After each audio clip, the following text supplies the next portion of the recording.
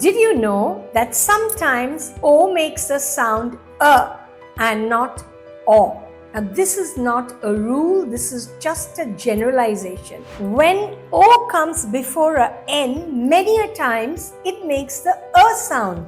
Sa a na sun, wa a na one, ma ande, ma anki. But in a word like conference, ka-o-na, it is making the O sound. So you just have to remember where it is making the A sound. Then in words like come and some, it makes the A sound. When O comes before TH, it makes the A sound.